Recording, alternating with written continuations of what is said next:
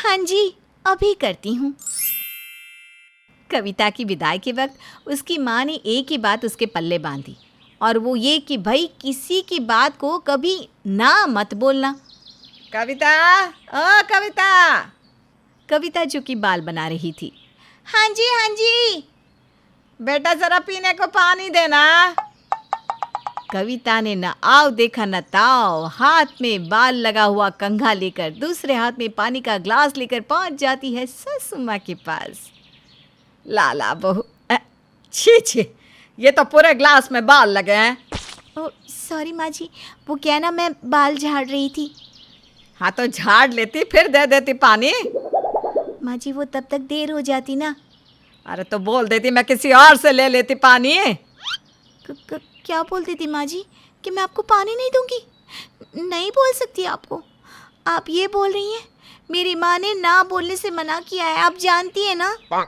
सास सर पर हाथ रख लेती है और पानी का ग्लास टेबल पर रखकर खुद ही पानी लेने उठ जाती है। पता नहीं यहाँ के लोगों को क्या बीमारी है, एक तो काम करके दो और ऊपर से। तभी पति की आवाज़ आती है, कविता, ओ कविता, जरा जल्दी से आना। कविता जिसके हाथ में पानी का ग्लास था, वो पानी का ग्लास लेकर सीढ़ियों पर भागती है, जिससे सीढ़ियों में पानी गिरता है और पानी में पैर पड़ने से कविता का पैर फिसलता है और पैर फिसल जाने के बाद वो गिर जाती है।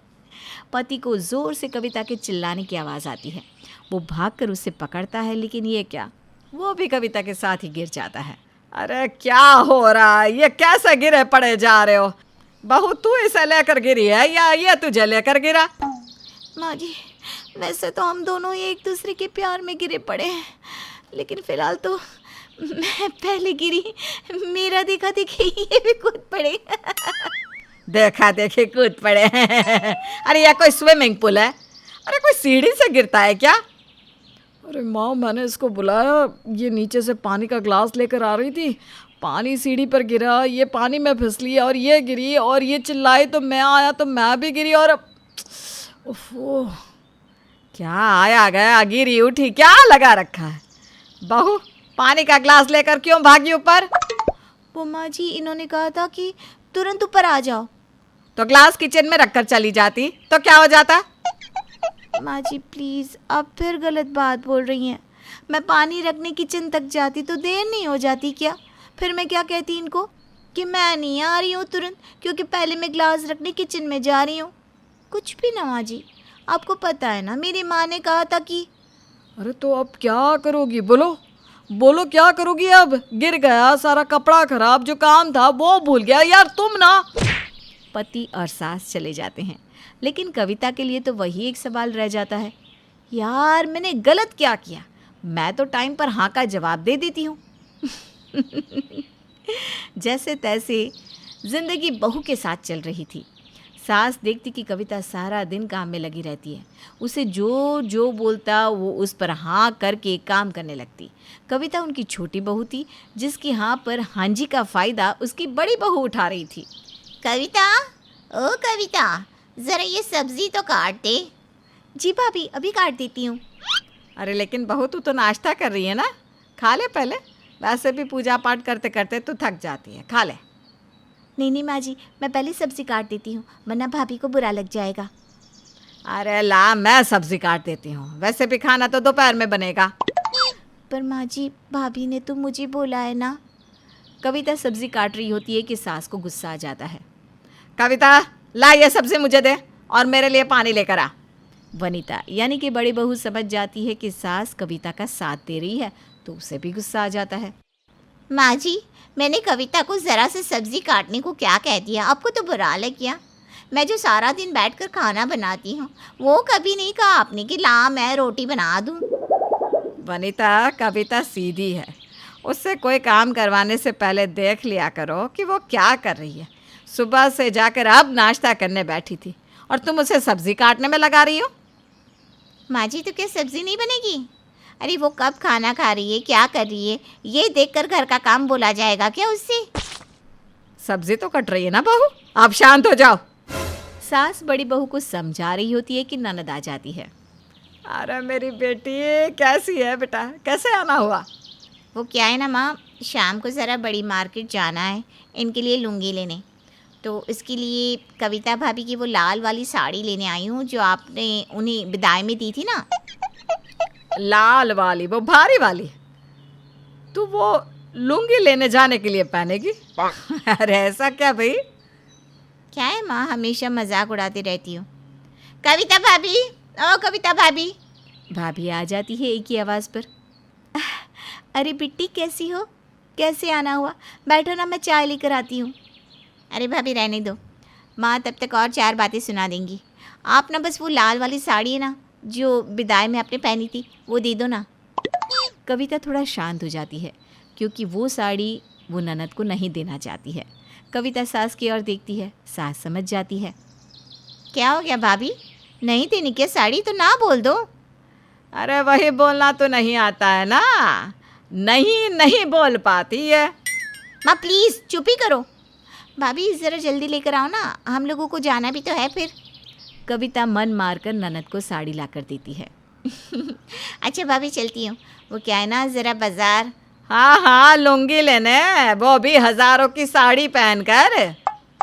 कविता सास को देखती है और अंदर जा रही होती है कि कविता बेटा, ससुराल में सबकी बात मानना सही है, लेकिन इतना भी हाँ मत बोला करो कि कोई तुम्हारा फ़ायदा उठा ले।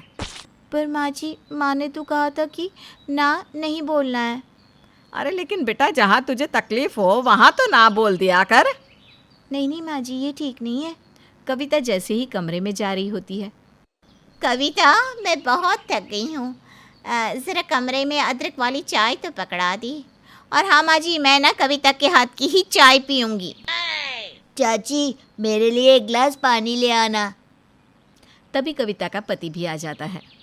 कविता, मेरे कपड़े वॉशरूम में रख दो, मैं नहाने जा रहा हूँ। कविता सभी घर वालों का काम करके सास के पास आती है। सास उसकी हालत देखकर सोचती है कि इसे ना बोलना कैसे सिखाए। अगले रोज़, कविता, आज तेरे मम्मी पापा आ रहे हैं। वनीता बहू, तुम दोनों मिलकर मेहमानों के लिए कुछ अच्छा खाने को बना लेना। माँ जी वो क्या है ना, मैं आज हाथ में मेहंदी लगवा रही हूँ, सावन चल रहा है ना, तो खाना तो नहीं बना पाऊँगी। कविता तुम्हें तो पता ही है कि तुम्हारे माँ बाप क्या खाने से खुश हो जाएंगे, है ना, तो तुम अकेले ही खाना बना लेना। हाँ जी, मैं बना लूँगी भाभी। कविता सारा दिन लगकर खाना बनाती है, सबके लिए सारा इंतज़ाम करती है। कविता के माता पिता आते हैं तो सामने खड़ी होती है थकी हारी कविता। बहन जी, बुरा न माने तो एक बात बोलूं? वो क्या है ना, कविता शादी के बाद उतनी चमक नहीं रही जैसे शादी से पहले। क्या हो गया, कुछ बात है क्या? उसका कारण भी आप ही है समधन जी। वैसे अब मैं क्या बोलूं, कुछ देर रहिए, खुद ही समझ जाइएगा। बस फिर क्या, कविता खाना लगाती है। एक एक करके खाना लगाकर जैसे ही वो खाना खाने बैठती है, बहू ज़रा मेरे कमरे से चश्मा तो ले आ। कविता चश्मा लाकर बैठी होती है कि वनीता का बच्चा बोल पड़ता है। चाची मुझे ये नहीं, मुझे मैगी खानी है, मैगी बना कर लाओ। कविता मैगी बनाकर बैठ रही होती है कि जेठानी बोल पड़ती है।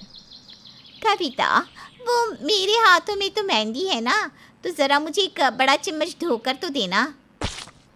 हाय रे, कविता उन्हें चम्मच देकर बैठी होती है कि ननद आ जाती है। भाभी क्या है, ब्लाउज तो दिया ही नहीं आपने, जल्दी से लेकर आइए चलिए। माँ देखती रहती है कि ये क्या हो रहा है। बेटा, कभी किसी को ना भी बोल दिया कर। बस सासू माँ को तो इसी बात का इंतज़ार था। देखा बहू, तेरी माँ अब क्या बोल रही है, तू कभी ना भी कर दिया कर। कविता जो थकी बैठी थी वो सास की बात सुनकर रो पड़ती है, सास को गले लगा लेती है। तभी कविता के पिता, कविता ज़रा चावल तो देना। पापा खुद ले लीजिए, माँ को बोल दीजिए, अभी मैं रो रही हूँ। कविता की बात पर पूरा घर हंस पड़ता है और अब कविता वहीं हाँ करती है जहाँ वो कंफर्टेबल होती है।